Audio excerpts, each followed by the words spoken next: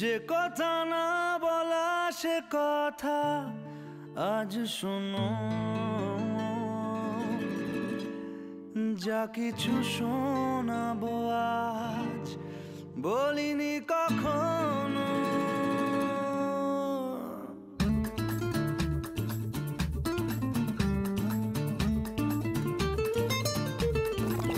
ইচ্ছে যত উড়িয়ে দেব হঠাৎ দমকা হাওয়াতে, দস্যু হয়ে তারা ভাঙবে যে পাহাড়